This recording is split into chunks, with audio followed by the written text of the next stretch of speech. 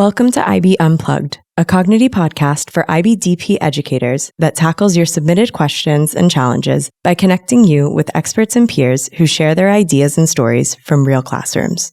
Hello, everybody, and welcome to another episode of IB Unplugged. Today, we're talking with Maria Syed about the DP Business Management course, and specifically around assessment itself. Yeah, so Maria and I met many years ago. She's been in the IB world, hitting her classic IB bingo card. She's been an examiner, a workshop leader. She's been a Cognity author and also writing some of our assessment. And she's been teaching both business management and economics for over a decade, currently in Dubai. And yeah, she's an absolute pleasure to work with. I've been able to see her in the classroom back in the day. She's a fantastic teacher who has a lot of ideas on how to really engage her students and get them to really buy into the business management course. So this episode is going to dive deep into the heart of the IB DP Business Management course, specifically focusing around the different assessment strands from the IA to the case studies and just practical tips for how to approach the course in general. We're going to talk about how to tackle the case studies, how to be intentional, how teachers can help students shift from just surface level memorization or strategic kind of thinking and getting more to that analysis and evaluation, and how you as a business management teacher can really engage in meaningful ways to help students connect that content to not only their own interests, but also how they can perform well within the assessment strands itself within this course. So whether you're new to the course or just looking to refine your tactics, Maria's going to bring a lot of clarity and energy to help your students thrive. So we really hope you enjoy this episode, and thanks again for joining us. Let's dive in.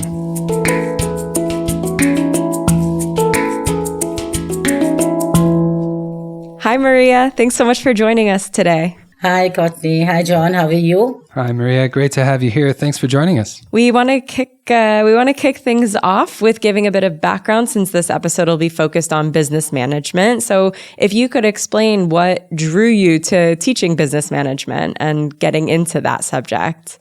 See, business, I've always been fascinated by business since a child. My grandfather was a businessman and I wanted to become a businesswoman myself. But by default, I became a teacher. That's another story.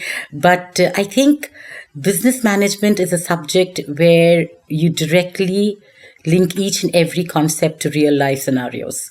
And I think teaching business management just lets me bring questions like how do products are launched, or how do businesses take decisions, how do they plan, how do they explore the markets, what research they do. I think teaching business management just lets me bring these questions into the classroom and makes my students exploring these questions and think about the answers. Like, I just want to teach a subject where they can connect with real life scenarios, because most of my students have their own businesses, their parents have their own businesses. So that connect is very, very important and crucial. And that fascinates me. It's that overall aspect of real world case studies that instantly clicks with me. So just to bring this in context, I wanted to teach a subject where students could just instantly see its relevance, that, it is how relevant is this subject in the real world scenario. So it's just not abstract, and I'm not talking just figures and numbers, or I'm just not scrolling data. It's just that I can see all this in the market. If I go into shops, I can see how pricing is done. If I go into the market, I see how market research is done. So I think that each aspect of business is so applicable in real life that it just connects automatically. I think for me, that entire fascination of how businesses work, it gives me that motivation to teach my students. Yeah, you can tell it's quite an accessible subject, and one where people might be very interested in it. And as you say, it's quite fortunate that you've got some young people who their families have businesses as well, and so they probably connect with it in a different way. But then does that lead to some misconceptions about the course, or maybe like misunderstandings about what the course actually entails? I think if I'm talking about business management and the course, I think the biggest misconception which students and teachers, both of them have, is that IB requires you to define each and every term word by word. You need to memorize definitions. You need to memorize tools. You need to memorize theories. But that's not true. IB doesn't want word by word definition. It wants you to have the understanding of the term. And that is why if you look at the rubrics, it doesn't say that you will get marks for definition. It gives you marks for terminology. The understanding of the term is very, very important. The reality is that IB wants to see whether you can apply the knowledge which you've learned to real life context or not. Like in assessments, it's just not enough to just name a tool. Okay, I am going to be using, for example, Ansoff matrix or SWOT analysis. You need to explain the relevant of using that tool or theory. So the biggest misunderstanding, I would say, over here, or misconception about the business is that if you have the knowledge, you're good enough and you'll not need to do more evaluation. But the thing is, analysis without evaluation it just doesn't hold ground, to be very, very honest. I think knowledge is important. And when I teach my students, so I teach them in steps. So I said, okay, like you need to know, you need to have the knowledge, but until and unless this knowledge is not applied in case studies and real life scenarios, you will not be able to analyze this further. And having said that, if you look at the rubrics, if my students get trained on getting to know that concept and then applying that concept to a case study, half of the job is done. Like I have secured 40 and 50% of the marks. So in DP1, I think the first term, I'm not even looking at analysis and evaluation. I'm focusing on content knowledge and I'm focusing on application. Because if I am able to build that within my students, I can then move on in analysis and evaluation. So it's a step-by-step process. What the misconception with teachers as well, teach them everything. Right. Teach them up till, like, if it is a 10-mark question, they should be in the last band, 9 to 10. It doesn't work like that. It's a step-by-step process, and you have to work along that. Mm-hmm. So it's a highly scaffolded sort of approach, right? Where you've got to have that baseline before you can really start to approach the analysis, the evaluation level of thinking. So it sounds like you build it up from the baseline first, and then go in that direction. Because once you start building, so if you've covered, for example, if it's a 10-mark question, and 50% is already covered with application and content knowledge, then it becomes very easy to build on analysis of data or teach them evaluation. Because evaluation is a place where students struggle. That's the hard part, the thinking part, as opposed to just the, can I say what I've memorized, right? Yeah. I remember when we were doing the research on developing the new syllabus and kind of what are the things that the teachers are going to really be spending a lot of time on. One thing that always came up was getting good case studies and saying we need new ones pretty much every year. We wish we could use the same ones each year, but we've got to keep things relevant. For this year, are there any real world business cases that you are really looking forward to, or any in the past that you feel like have been really strong cases for teaching? Business is a subject where at every aspect, starting from business operations to marketing and human resource and finance and accounts, you will find case studies at every point. Whether there are small businesses, big businesses, you will find examples. But one thing I do, and I think my students really connect with that because my husband is a businessman for the last 30 years.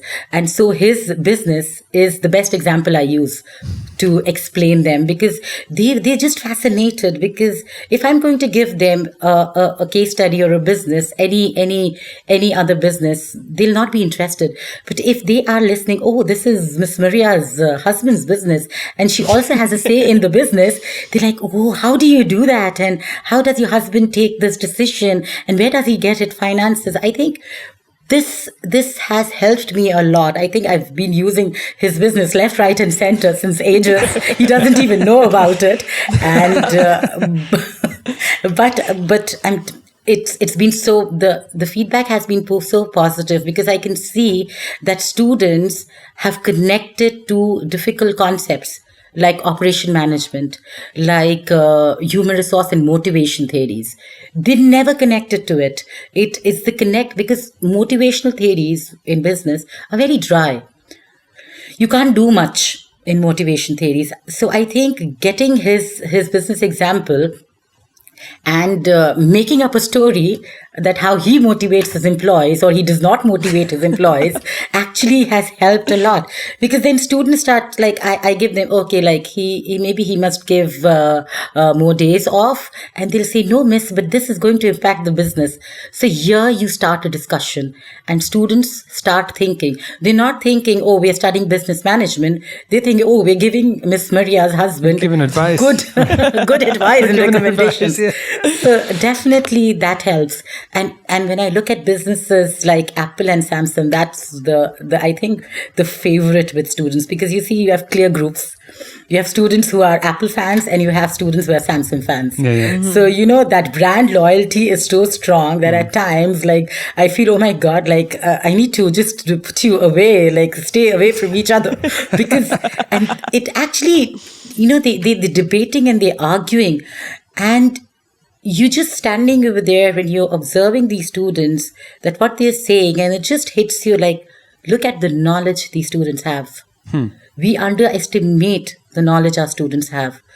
This generation has a lot of knowledge. They just don't know where to put this and how to put this constructively.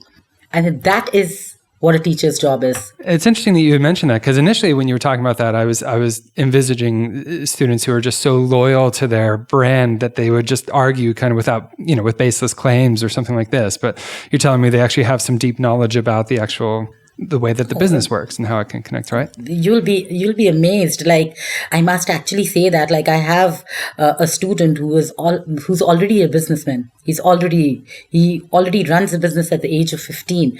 So it's like, it's the arguments which he gets on the table and with the students. It's just awesome to watch him just talk about finances and accounts and how he markets his product and how he gets his customers. I think that is the true connect. Yeah. If I am going to be talking about a random business or any big business, students are not going to connect. Mm-hmm. That connection is very important. If they feel that, oh, I know about this business, then the connection develops. Yeah, as you were talking, I was thinking of how important it is to have that personal connection and how important that story is, right? And regardless of if you're a business management teacher or if you teach other subjects, we know that, when you engage with a personalized story or you're saying something that has connection to them or even just to you personally, that you're going to get a lot more buy-in, a lot more interest from students anyway. And it sounds like this course obviously is just filled with opportunities for whether it's a student who's got brand loyalty or in your case where your husband runs a business that you can constantly be, referring back to. It just sounds like it's rife with opportunities for students to really engage in a deeper level. IB is fantastic in this. So it's like how many examples you can get of a business. Like these days we know like makeup brands are just all over the place, and girls, teenagers are just into makeup and skincare. And, sometimes, when I see, okay, like this groups of girls are not getting very interested, I'm just going to start, I'll mention a few makeup brands, and I'm going to, or I'll mention some brands, like I'll mention Louis Vuitton or Christian Dior. And we know Maria teaches in Dubai. I'm seriously telling you, I've seen this in the last, I think, so many years of teaching that they've started calling me the brand teacher, Miss, what are you wearing today and what are you wearing? But it connects, they connect. And this is very, very important.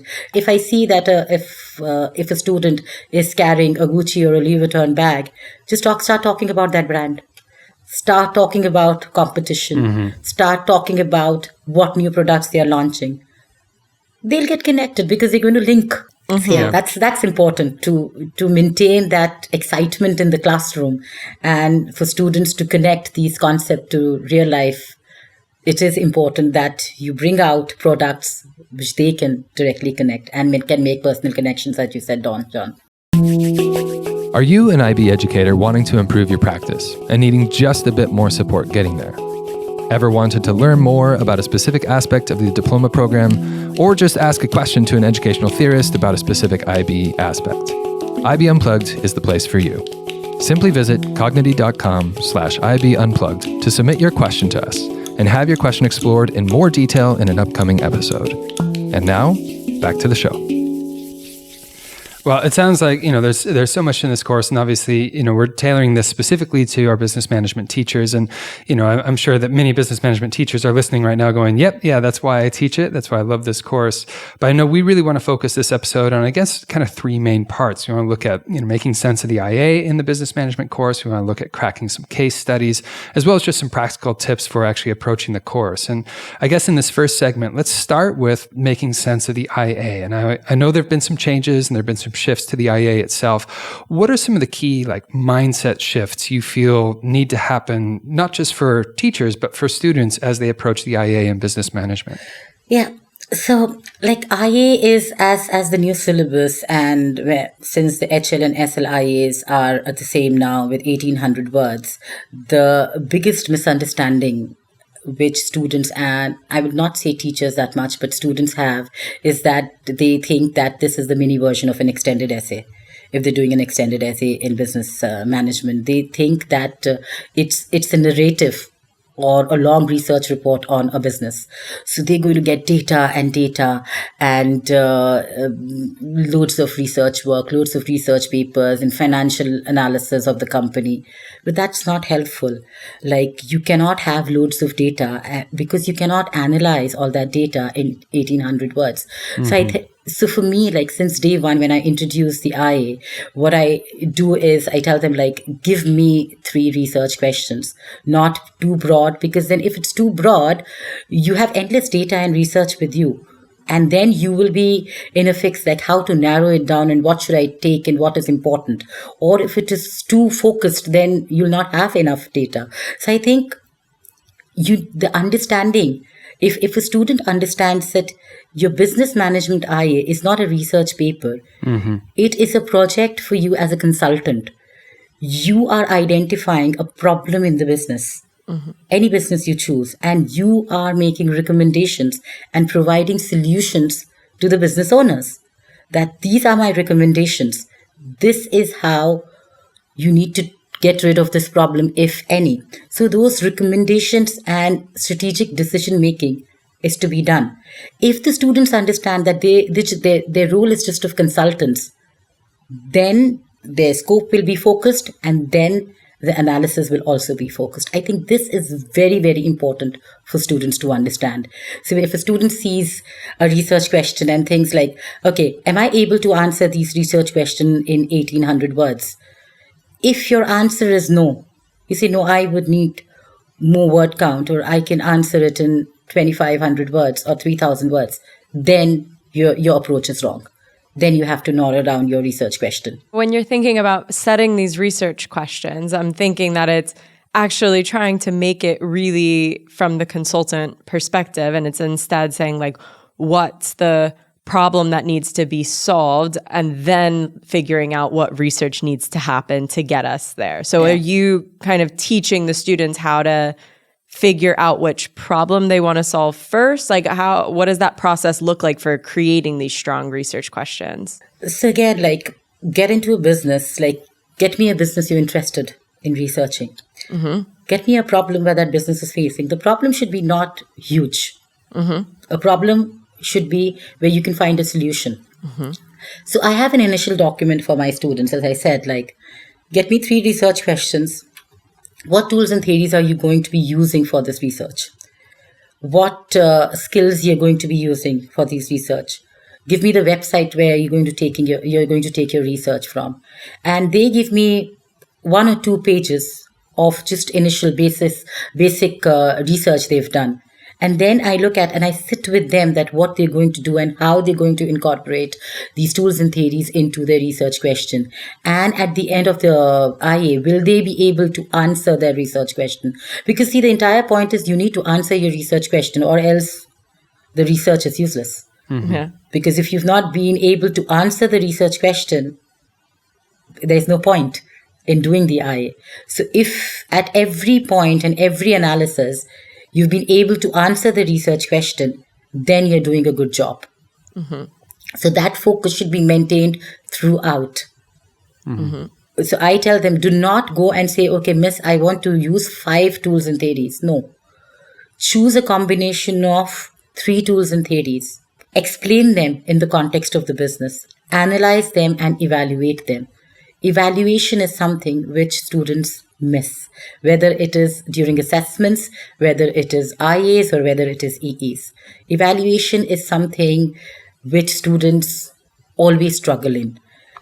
They understand, and this gets me into another point, which is opportunity cost trade-off. It's a very easy concept to understand. Oh, it's a trade-off. But when students want to apply, it becomes difficult. They get confused how to apply this.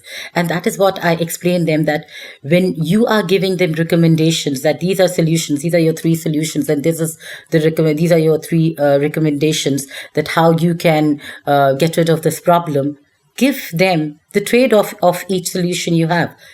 Like, that is evaluation. So if you look at opportunity cost as a part of your evaluation, it actually helps students understand the concept well. Because again, as I said, like, what is opportunity cost? It is a trade-off between 2 decisions. If you choose one thing, you have to let go of the other thing. What is evaluation? You're doing the same. You're giving the pros and cons of a decision. And then you have to make a choice which decision you're going to go forward with. So what I'm hearing here is like use the theory to help frame some of the key pitfalls or the mistakes that students might run into, and just say, right, let's come back and visit some of the theory that we've actually studied, and here's how you can use this theory to help guide your own evaluation, your own process of this IA, right? So I think that, it seems like kind of the biggest misconception, or not misconception, rather, the biggest pitfalls that students might run into comes down to like the evaluation, their ability to step beyond, describing and analyzing data, but then going into evaluating it. But if, just as you say, you use the concept of opportunity cost, that can really help to frame it well for letting them know what are the actual evaluative procedures I need to go here? How am I assessing the implications and limitations of these ideas that I've presented from the position of a consultant, not the position of a researcher? And I think that's kind of my biggest takeaway from this first segment is like when reframing how I think about the IA and business management, I need to think as a consultant, less as a researcher. Now, I guess one question I kind of had there is it just as simple as putting the business management IA before they do the EE? Like, is that a useful step for them to do the IA and then the EE comes later? No, it's actually, IA comes later on, because what happens is EE starts in grade 11. We start the process of introducing the EE as early as February in TP1. For the IAs, we start a bit later, that is in term 3. We'll start introducing the IA, because IA is different than the EE. The rubrics are quite different. Mm-hmm. So EE is again 4,000. So they build on, and they have time until December in DP2 to actually do the full report, the EE report. But for IA, they have time until January and February to finish it off. And at times what happens, students, they start writing an IA, and if they learn a new concept or a new theory in DP2, for example, in October and November, they change, they amend. Sure. Mm-hmm. So that amendments are also important. And if the amendment is actually helping the IA, why not? And so it's a process. So I can't say like maybe some schools start IA first and some schools start EE. It's, I think, simultaneously the students are working on both in major subjects. Yeah. So they just really have to keep that distinction clear with regard to, in the EE, I'm fully a researcher, whereas in the IA for business management, I am a consultant of a specific business. I think that's a really helpful framing, and it's a good way to approach that for sure. Yeah, as to kind of wrap things up with the IA, I'm wondering if you have any other tips. I like the way that you were saying how you start with 3 research questions and kind of flesh that out, and then I would imagine with a lot of students, by the time they're done doing that, they know which one they want. And maybe you need to do some guiding if they're stuck between a couple, but that really helps them answer for themselves. Is this a strong research question? But after that step, is there anything else in your process and way of working with the IAs that you think has really helped students create stronger IAs? The 2 big gaps in the IA process, which students need to understand. As I said, like, you cannot be including pages and pages and pages of theory and data without analyzing it. Mm-hmm. That's one. Second, you can write a story, a very nice story analyzing a company. But have you actually linked your theory to its application? Like I have, and that only comes with process, because obviously when a student starts writing an IA, he or she will see, okay, these are the problems I'm facing. And that is when I step in. Like they've got me, okay, if I'm doing something on Apple, I have financial reports from 2020 and I want to include this. But is it even impactful? Will it impact your IA? Will it be helpful? Like, why do you want to include data or research which will not add any value to your research? So that is what needs to be avoided. And this is, I think the guidance from teachers is over here is very, very important, that very early on, they need to sit with their students and decide on what type of research they will be taking, what tools and theories they're going to be applying their knowledge to, or they're going to incorporate into their IA. That is extremely important. You can collect loads of data, but if you don't know what to do with that data, it holds no value. So I think that step-by-step guidance is very important. Research question, by the way, can be amended during the course of the IA as well. So it's not like they've started with a research question and I can't amend or reword it or rephrase it. It can be rephrased depending on what type of research you've done or what type of analysis you've done, because with time you will know that what analysis fits best with your research, and you can change your research question. It's not something where, once you finalize the research question, it has to change, you can't amend it. It's not. You can definitely do amendments, but any amendments must hold value and your research must link to your research question. So that check-ins is very, very important at each stage by a teacher. We all know as IB educators that we require to give one formal feedback, IA feedback to the students. But that small periodical check-ins with the students is also very, very important. If they're coming to you and they're asking you a question, or they're confused in a theory or a tool to use, give them the guidance. It seems like a lot of that can just kind of keep coming back to the framing, as you were talking about before, like one, framing your position again as a consultant, but also framing, like I like what you just said, because it's not just tell me all the theories and the skills. And it's also not just tell me the story of the company. It's the two together, right? And it's which particular theories, which particular skills apply to this story. And it's navigating that together. So you could see where, as you frame that for the students, because again, only one formal piece of feedback, you could constantly come back to, well, what are the main theories you're looking at? How does that relate to this story? And I guess, if you kind of ask those probing questions, that allows the student to go on their own direction without you providing specific feedback that would otherwise, I guess, cross the line with regard to academic integrity. Just don't give them the answers. Ask them questions so that they come up with their answers. And this is what IB is all about. Like IB is not teaching, it's facilitating learning. Yeah. Maybe this isn't even a relevant question, but I'm going to ask it anyway. Do you have it come up a lot where they're in this consultant mind, they do their research, and then you read their solutions, you're like, this is not a good solution, or like, this is not good advice for this company. And do you do something about it?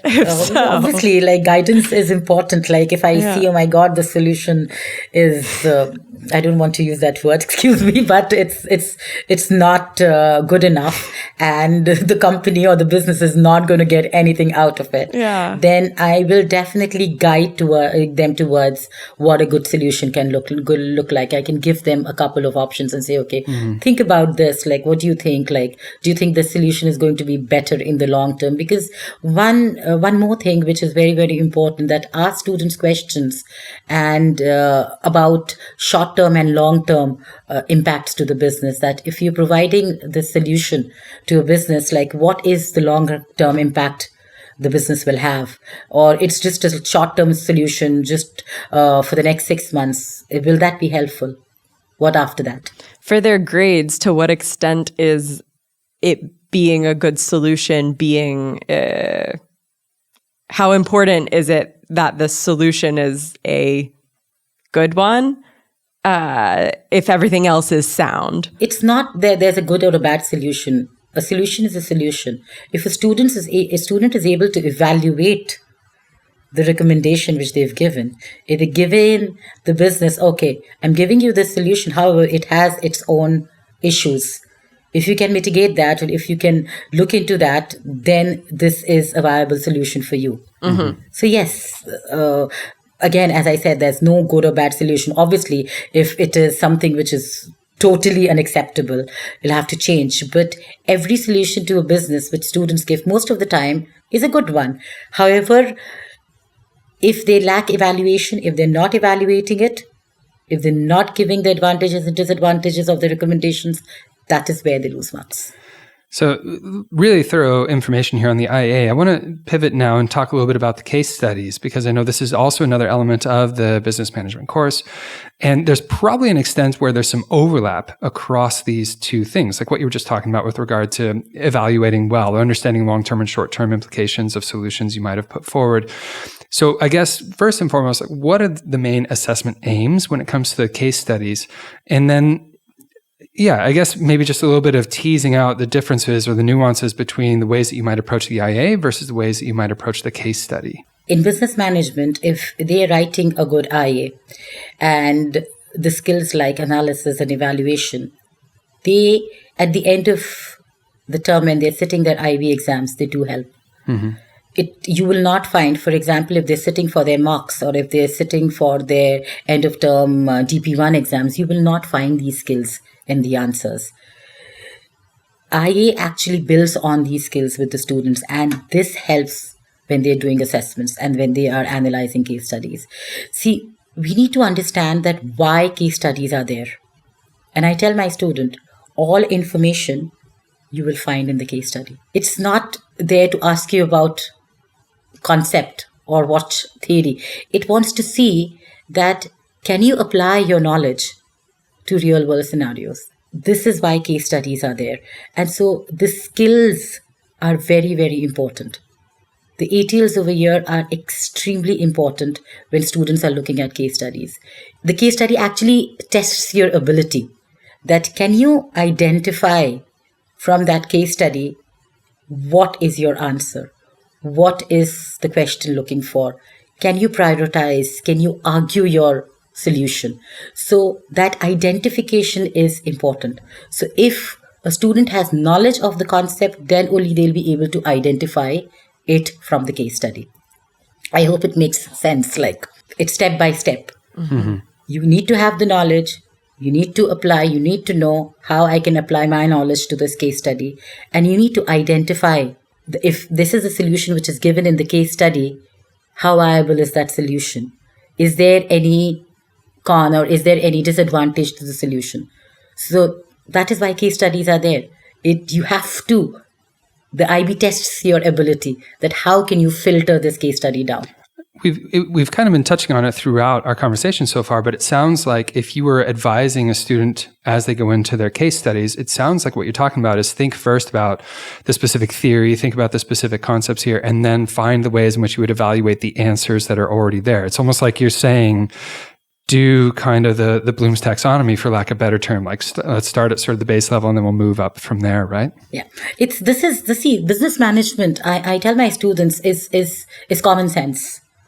You put yourself into the case study. So if you have a case study of company X and that case study is talking to you about an owner which is struggling to with the labor turnover, then what would you do? Like if that is the question, like how will the owner motivate the employees to stay on? I tell my students, remove the owner's name over there, put your name over there and tell me what are you going to do? Again, business management is easy. It's common sense. That connect is important. They'll put themselves into the shoes and they'll start thinking like, okay, if these many employees are leaving, what am I going to do? And this brings me to another thing which I just recalled is the example of Raffles World Academy. Like, this is one example. Obviously, it's a group, like InnoVentures is a group with so many schools and nurseries. It's a huge business. I give them the example of their school. They're sitting in their school and they can relate to concepts. So when I am teaching HR, for example, and there is a case study on human resources, for me, it becomes very, very easy. And I say, okay, like 5 teachers are leaving this year. Do you know the reason behind it? And they'll just start talking about it. What do you think? How can the school stop them from leaving? Yeah. And they'll come up with solutions. And then I will just like say, okay, like now take out the name of Raffles World Academy and get back to the original business, which was on the case study. So this is the way I have always started from the first term. Like, I have always taught my students through past papers. Yeah. I think this is one advice which I would like to give all teachers. If you're going to only teach knowledge and content, chapter by chapter and unit by unit, you're missing on. What you're really teaching is empathy, right? It's like how to put yourself in their shoes and understand that a little better. And obviously using your own environment as a case study for that. But then that helps them, I guess, transfer into the main area. And now think through, what's the basic knowledge I have? How am I analyzing that? How can I take it to the next step, right? It's interesting to actually see students when they're trained in the correct manner since the very start, how strong their responses become.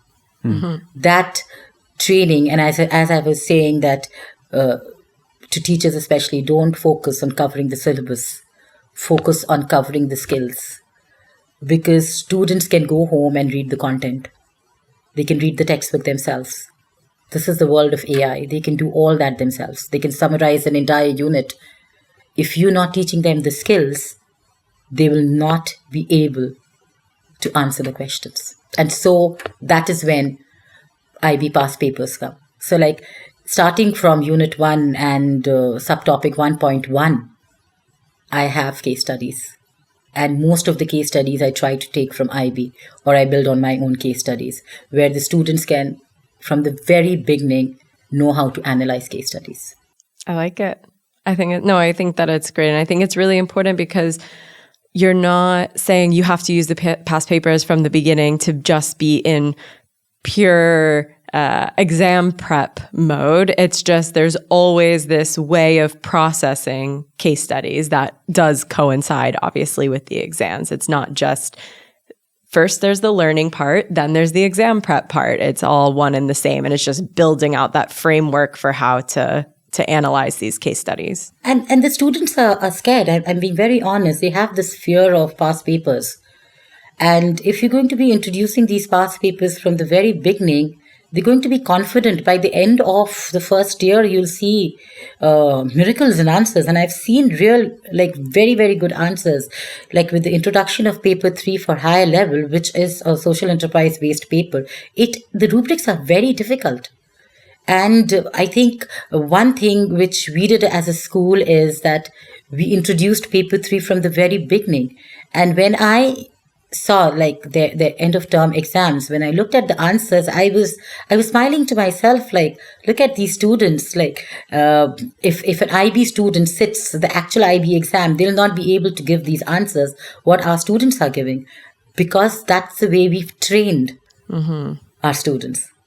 So it's again, planning is again very, very important. Yeah. To wrap that up, is there anything else besides this consistency with the past papers that you feel has really helped build confidence in exam readiness with your students? Many things. I think what we also do is we have these Shark Tanks. We mimic that. And there is an organization in Dubai, and our students have actually won 10,000 dirhams seeding as well on that, with presenting or pitching their ideas. So I think very early on from grade 9, we train and mentor our students to pitch their business ideas, to come up with a product which is not there in the market. And Courtney, you'll be amazed. You will be amazed to the products they come up with. And when I was teaching grade 9 and 10 long back, they used to make 3D models. Actual 3D models of the products and come up with that. Okay, miss, like, look at my product. And I was like, oh my God, this is a grade 10 student who's doing this. It's amazing what these young minds are capable of. My name is Antonio Alas. I teach at Forest Hill High School in Florida. I teach history of the Americas, and I teach a dual language, English and Spanish. Cognitive definitely saved me this year because the students can go to the platform and immediately get all the text translated, and I have a measurable result. The numbers went up about 30%. So it is impressive. I recommend it to anyone who has no textbooks, So yeah, I'm all for it. It's a lifesaver. We've been touching on it kind of throughout the entire discussion so far. I mean, you're constantly coming back to just sort of teacher strategies, I guess, and approaches to how you're going to scaffold the learning so that students are prepared, not only for the IA, but also for when they get into the exam. So let's pivot into kind of our third segment here, kind of key things we want to talk about with regard to practical approaches in that business management classroom. You've spoken about the theories, you've spoken about the actual skills that they're developing, but I guess, is there kind of a perfect balance, or maybe let's just talk about how do we balance the theory and the application of knowledge as well, so that they have the tools and the knowledge they need, but they also understand how I can apply this to different situations. Are there top tips that you could suggest for people in terms of approaching that? Yeah, I guess just don't teach theory in isolation. That's my biggest giveaway right now. It's like, you just can't go ahead and stand in front of the class and teaching a theory. It's just going to go above their heads.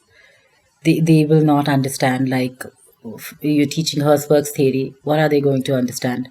They're not. They're still 14 and 15 years of age. That again, like, and I'm going back to it because this is what business is all about. That until and unless you connect it to practical scenarios, you can't make the students understand. They'll never be able to apply. So again, don't teach theory in isolation.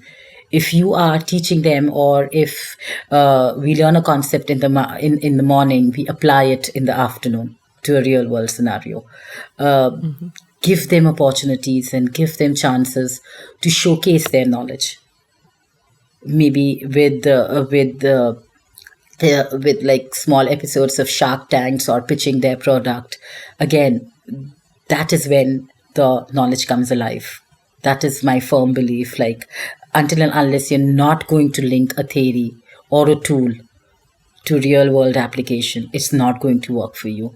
So I think since, like, from term one, I frame my lessons, and this is what I do. So I frame my lessons in a style of IB assessments, as I said earlier. So students are just constantly practicing the way they'll be tested. That is important. And initially you will see issues and problems where the students will not get it. But till how long?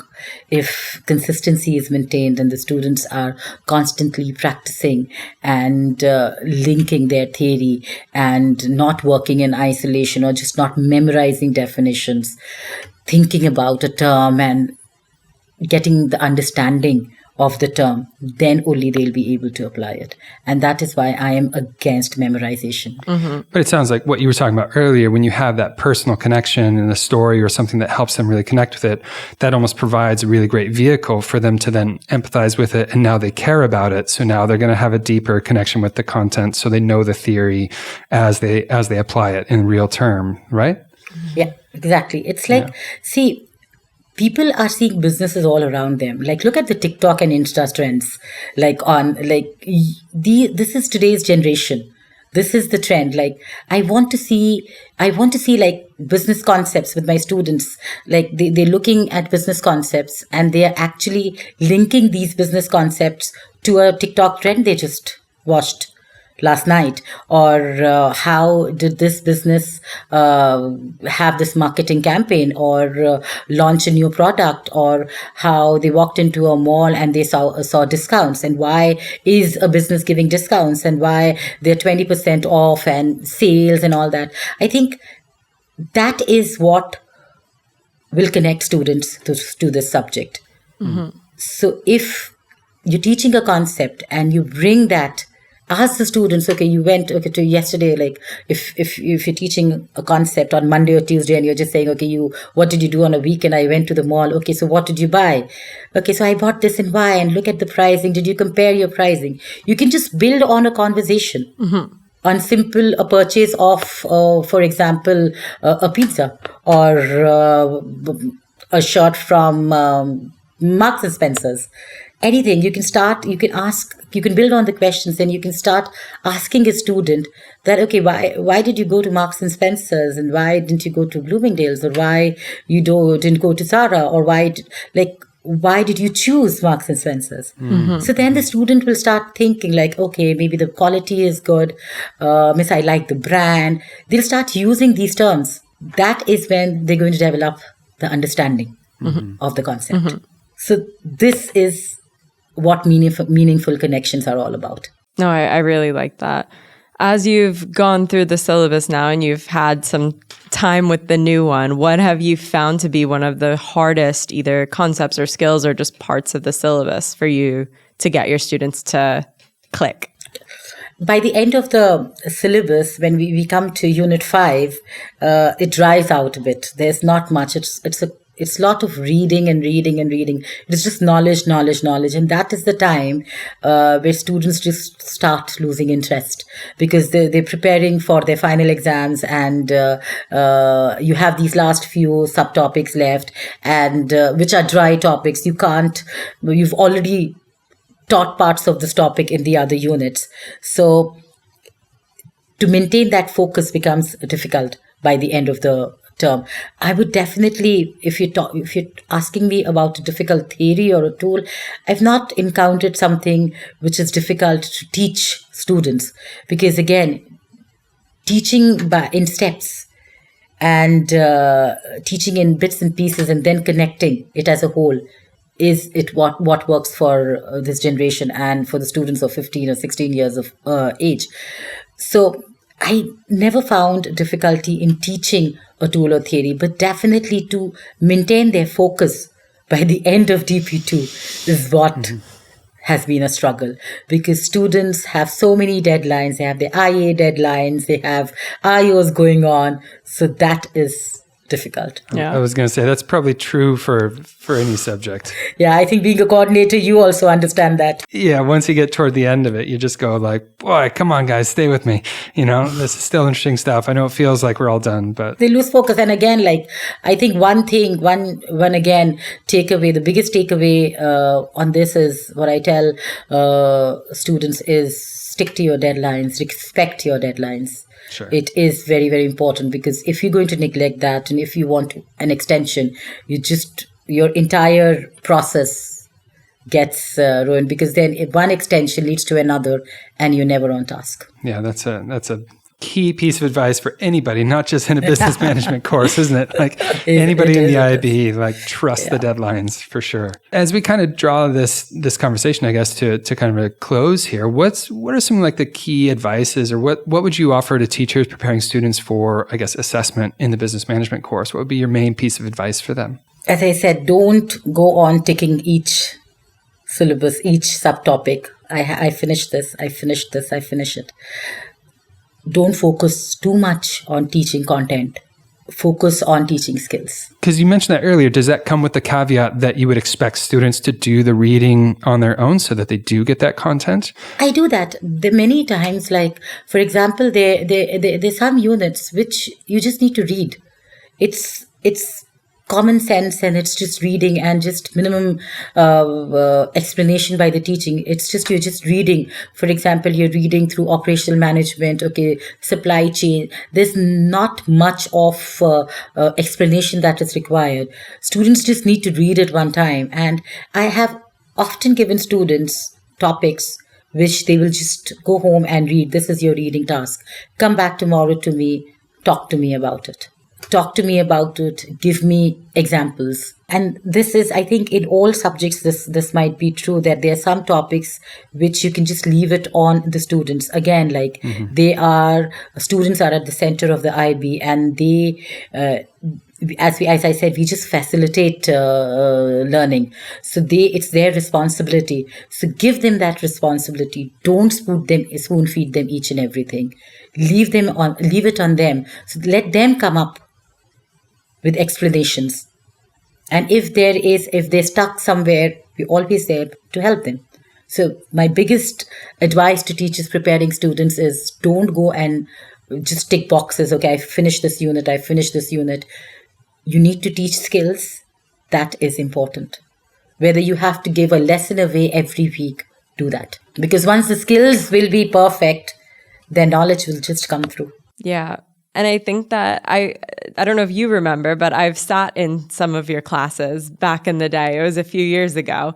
I got to sit in the back of the room. Then at one point you put me in the front of the room, which I was not ready for. But one takeaway I did have was just how accustomed your students were to a conversational style of the classroom. Like you could tell this was normal for them to just be like, let's talk about this. Like, let's see how this goes. You had a very organic conversational style in your classroom. And I think that a lot of the examples that you've brought up today in this podcast have resonated with that. And then I remember we were in your office and I was asking you questions about how students were using Cognity. And you're like, let me see who I can find. And you stick your head out the hallway and you're like, you, and you, come on over here.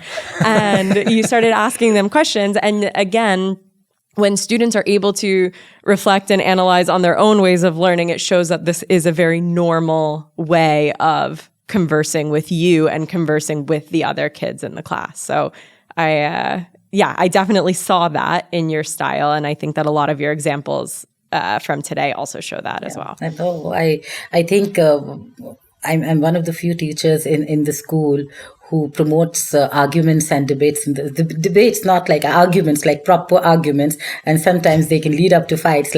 But behind that also there's a reasoning and rationale, because the amount of information the students argue about just to prove themselves right not only teaches them skills, but also prepares them for TOK. TOK, as you know, is very, very, it's a core component of IB. So that argument of whether this is right or this is wrong and questioning everything, that is what I love my students to do. So sometimes I'm just sitting at the back of the class and go ahead, just start your argument. I'm enjoying this. And they will go and they'll, okay, no, this has to be done, no, this, and in between, I'll give them the feedback. Okay, so this is what you said. So is this right? So I'm just going to flip it on students. So the bounce questioning is very, very important. It teaches them the skill of debating. Mm-hmm. And that skill of debating teaches them evaluation. Mm-hmm. And then at the end of the lesson, I'm going to tell them, see, you just gave me like 4 points, positive points and 4 negative points. Why can't you just go and write it in your answer? The same thing what you're talking about. So what happens when you're writing the answer? So that's the whole process. Good. Cool. All right. Well, that was fun. Thank you. I think that we had a lot of really great points here for teachers to take away when it comes to the IA, the assessment, and just the general structure of their class. Maria, it is always a pleasure working with you and talking with you. Thank you so much. Thank you so much for today. Thank you so much, Courtney and John. It was a pleasure talking to you both. IB Unplugged is a Cognity podcast hosted by John Patton and Courtney Marlene and produced by Catalina Gaffney. Be sure to subscribe or follow and share with your fellow IB educators. If you'd like to submit a topic, request, or question, please do so on cognity.com/IB Unplugged. Let's keep the conversation going and support each other in teaching with confidence, creativity, and joy. See you next time.